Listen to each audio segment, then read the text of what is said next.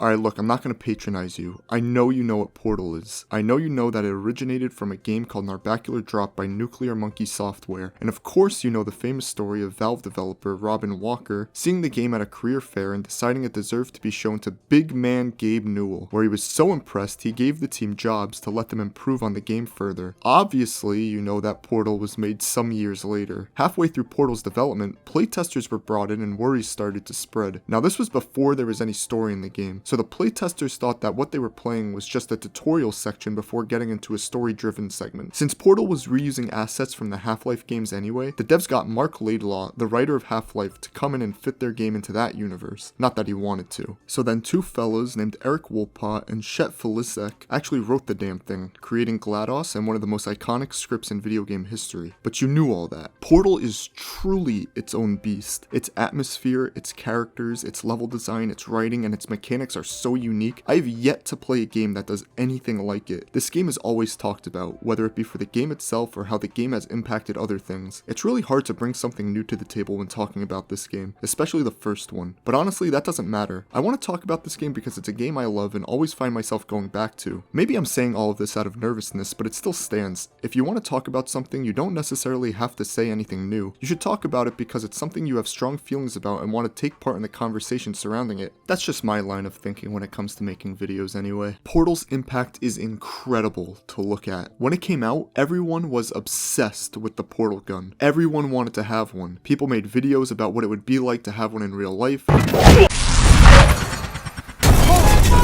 They started putting Portal guns into other games like Minecraft and Mario. Even made whole Flash game remakes. It just seemed like everyone thought that literally everything would be better if it had a portal gun. It's just such a cool concept. Even the sound it makes when you shoot a portal is addicting.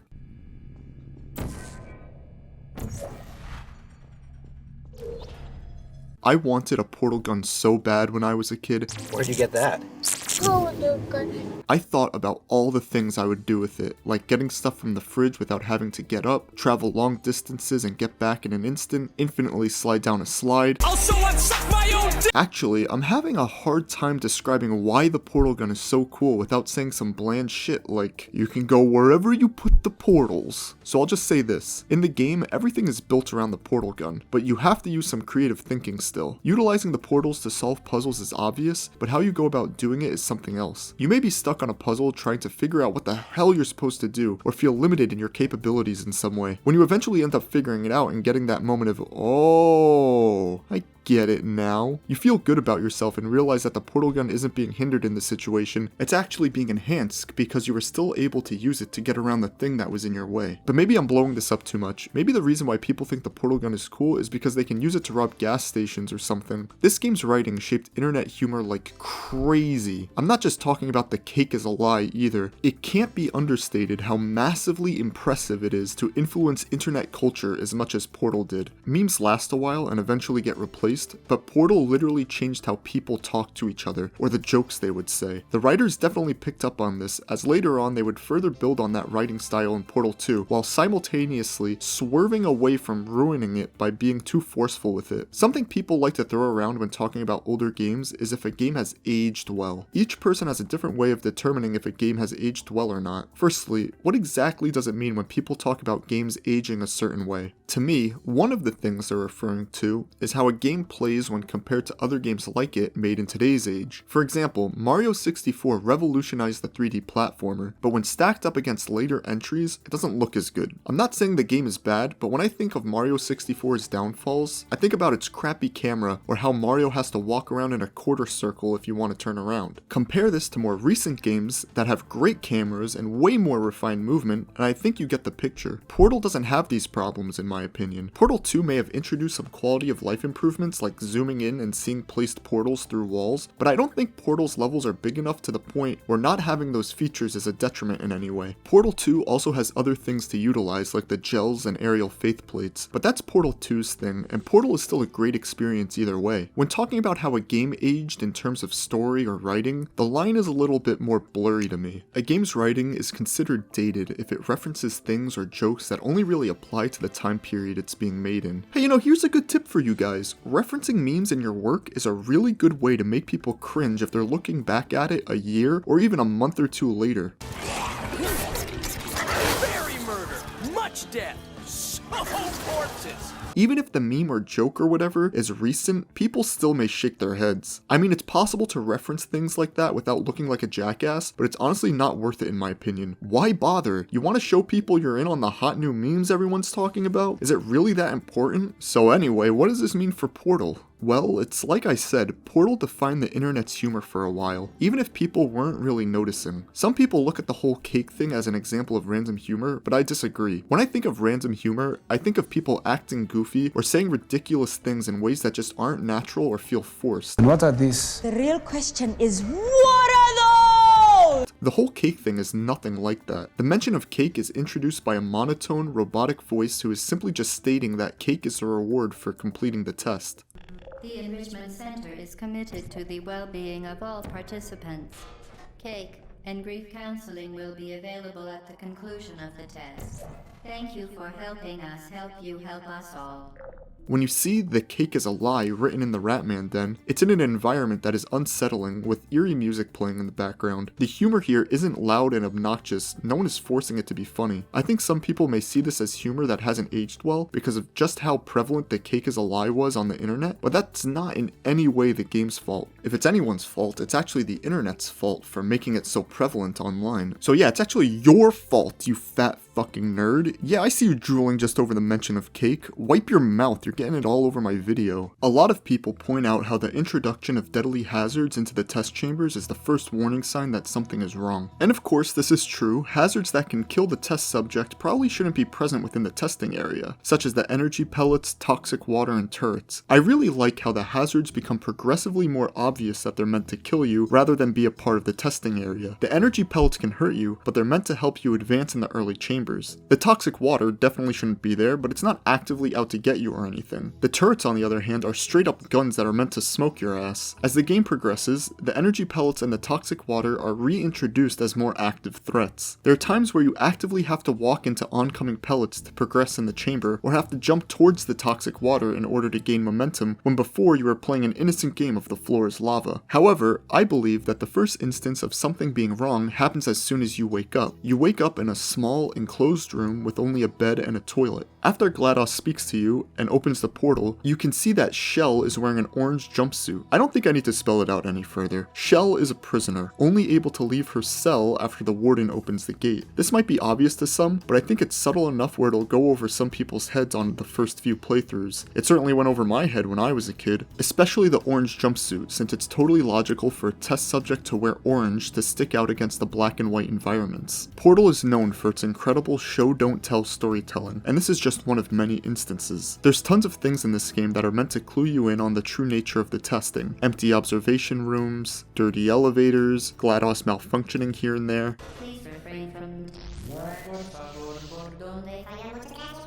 Stand back.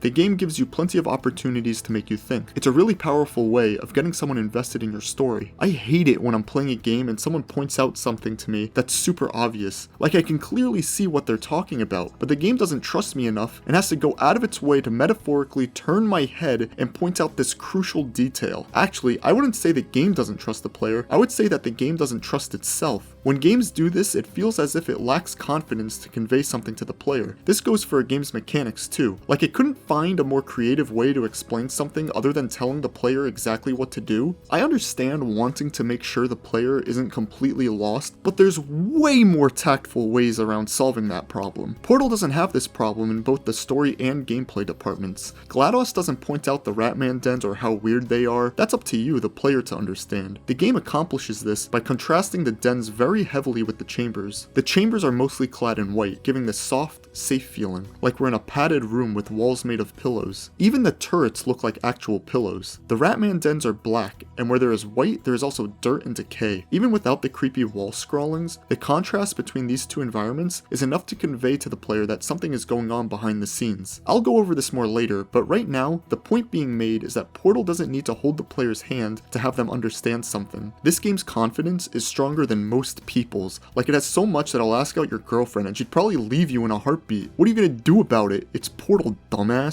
But does this confidence carry over into the gameplay?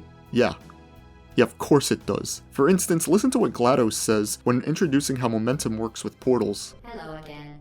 To reiterate, previous momentum. She doesn't stop you, she doesn't even get out a complete thought, a tutorial doesn't pop up, the controls aren't taken away from you, you can just do it. The only real thing that tells you what you have to do are these floor tiles with pictures on them. You just look at them though, not even for a second. GLaDOS only tells you what you were supposed to do after you've gotten a handle on things. Momentum, a function of mass and velocity, is conserved between portals. In layman's terms, speedy thing goes in, speedy thing comes out. And even then, she's just telling you that you understood what was up. I can understand having to need detailed tutorials for something like an RPG. There's a lot of things going on in a game like that, and a player could feel overwhelmed if they don't know what's going on. Games like Final Fantasy or Xenoblade just have way too much going on, where the devs can't reasonably rely on the player to just understand what's going on just by looking. In those cases, having tutorial pop-ups totally makes sense, and it especially makes sense to have a section where all the tutorials are listed for the player's convenience. When I think of a good tutorial, I think of something like Dark Souls. For instance, in the first game, when you get out of the jail cell, there's messages on the ground that explain the controls. The only thing that pops up is the prompt to read the messages. You don't lose control over your character. This is great for people who are just starting to play the game for the first time, or even if you're a veteran who knows what's up and doesn't want to get stuck looking at tutorials before they can actually get to the game. So the lesson here is avoid the tutorial pop-ups when necessary. Use the environment. Use enemy behavior. Literally anything more creative than having me read a box with words in it to let me know that the A button makes me jump. So before we move on, I want to talk about these radios they put in each test chamber. These weren't in the original versions. They were added later to hype up Portal 2, as each radio, when brought to a specific spot in the test chamber, give off a transmission that can be decoded to reveal an image or message. These only show up after you beat the game once, so they won't be distracting to someone who's playing the game for the first time, because honestly, that's really all they are to me. If there's one thing that hasn't aged well, it's these stupid radios. I'm sure it was super cool to decode these things and see a sneak peek of what was going on with the next game, but now, over 10 years later, all they're used for is an achievement. These radios take away from the atmosphere. Where there was once a dull, creepy silence, only broken by the whirring of machines, is now the radio version of Still Alive. It does not.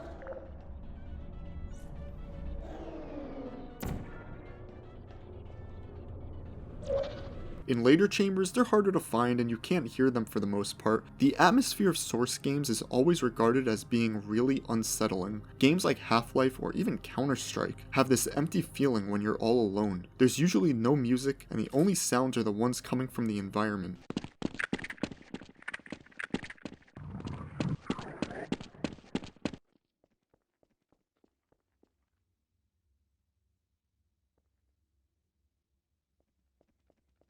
I have to agree when people say that these games really make you feel alone, and Portal is absolutely no exception. There's places where you'd expect there to be people, but there's no one. There's evidence that someone was here before you, but it doesn't look like you'll be seeing them anytime soon. The only voices you hear are from machines. When there's music, it sounds mechanical. This shit really unsettled me as a kid, especially in the escape segment. I felt like I was somewhere I wasn't supposed to be, even though the place I was in before was designed to kill me. Then, when you beat the game and hear the amazing song that is still alive being performed by GLaDOS herself in a more human-sounding voice, evidence of life, it's at a point in the game where it's all over. And then you play the game again and you get these fucking radios.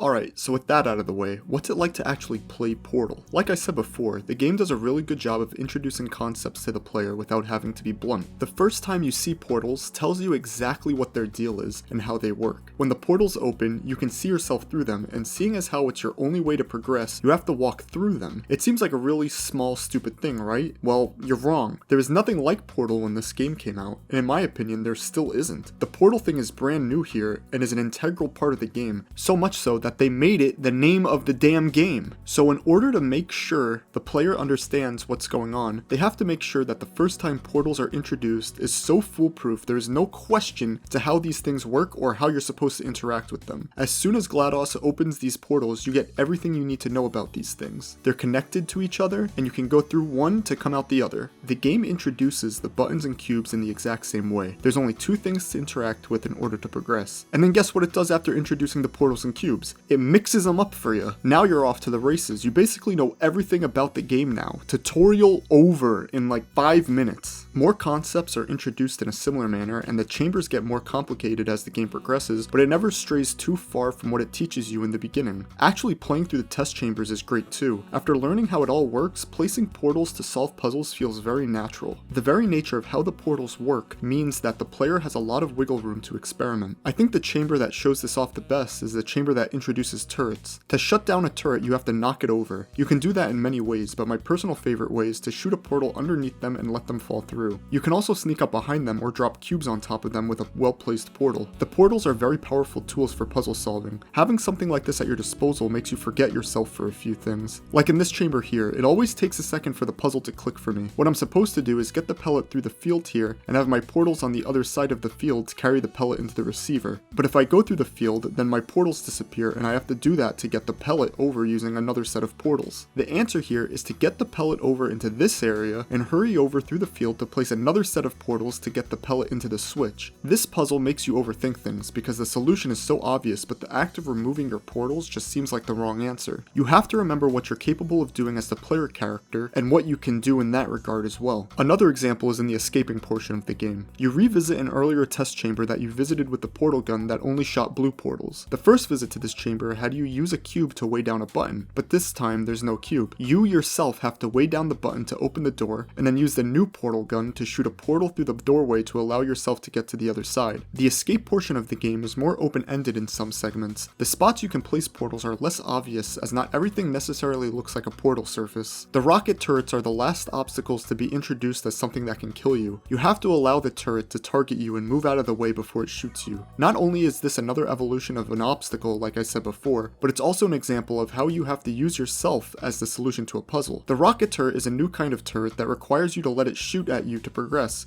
whereas the case with the other turrets was to avoid being in their line of sight at all costs. The confrontation with GLaDOS puts everything you've learned into one climactic final battle. You have to hit GLaDOS with rockets, grab the cores, and then incinerate them. Each cycle gets a little harder. GLaDOS will swing more violently, making it harder to hit her with rockets, and the cores that fall off her will land in increasingly difficult to reach places. This is all under the gun of a countdown timer, but I never even got close to running out of the timer unless I was doing it intentionally to hear all of GLaDOS's lines. This brings me to the last thing I wanted to talk about regarding this game. As I said in the beginning, Portal is talked about all the time, and it seems like sometimes there's nothing left to say without retreading what someone else said. To reiterate, that should not matter. I really like this game and want to talk about my experiences with it. When I first decided I was going to go over this game, I knew I was eventually going to talk about what I'm about to bring up. When I first came to this realization, I thought it was really stupid, but I eventually came around and thought that it would make for an interesting conversation at the least. I know this sounds like I'm about to say how this game is an allegory for racism, but that's not the case, trust me. I'm just saying all this because from time to time I talk to and hear people who have an ambition to make something but feel like they have to bring some incredible revelation to the table if they do so. That shouldn't be the case. You shouldn't gatekeep yourself from participating in a creative act because you think that what you want to make isn't up to par with other works, or that you think what you want to make is stupid. You should create stuff because it's fun and it's something you want to do, not because you want people to like it. That's just a perk. I understand how daunting it could be to make something and then put it out there into the world for potentially tons of people to see and critique. I'm digressing a lot here, so I'll just leave you with this before getting back on track. Not everybody is going to like what you make anyway, so you should just make whatever you want. Alright, time to get all schizo. The structure of Portal is yin and yang. Just to clarify, when I say structure, I'm referring to how the game progresses from beginning to end in terms of both level design and story. Earlier, I talked about how the test chambers and Ratman dens juxtaposed each other, but it goes a little deeper than that. And it's not just because the chambers are white and the Ratman dens are black, alright? I thought this through. The test chambers of Aperture are the only world you know when you first start playing. Things seem a little strange, but it's the world you know to be presented as the truth. The white soft feeling I mentioned before even aids in this by making you feel safe. It isn't until you find your first Ratman den, which is located in the first chamber to introduce turrets, that the true nature of Aperture and GLaDOS becomes made completely clear. As you move on, it's apparent that the one and only truth is not true at all, It's all been a lie. The Ratman dens are the actual truth. The small truth hidden within a gigantic lie. During the escape, the environment changes completely. Everything is dark. Sharp metal catwalks and stairs guide you to your exit. Ratman's markings continue to guide you. As ugly and dreary as it is, this is the true way out. GLaDOS still tries to get you to return to the testing area, but she's revealed her hand. As you navigate behind the curtains of Aperture, its lie still peeks through here and there, crashing through vents into previous chambers, seeing the inside of empty observation rooms,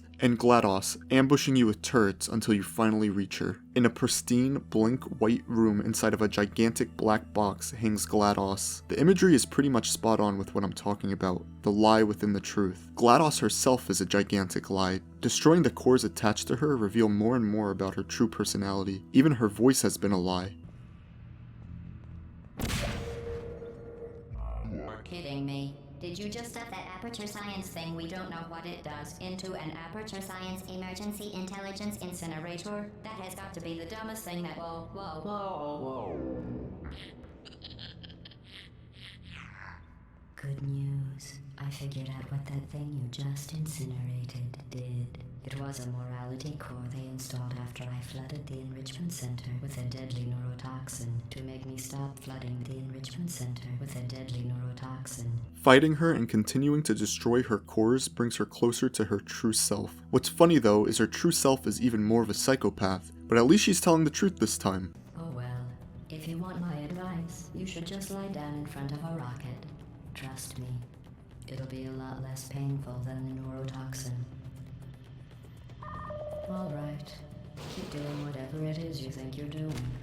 Killing you and giving you good advice aren't mutually exclusive. The rocket really is the way to go. After finally defeating her, you wake up outside in a new world, something with its own truth and lies. But it's okay because we don't have to stay there very long. And just to rub it in, GLaDOS sings a song to you during the credits, bragging how she's still alive and will continue to live on even after you die. This overarching theme of contrast is what I think makes this game truly something special. It makes for an amazing adventure with writing that I still think about to this day. I think I can say without a doubt, Portal planted some seeds in my head when I was a kid to want to write stories like this. But who gives a shit about that? Get your shit together and play Portal already. See ya.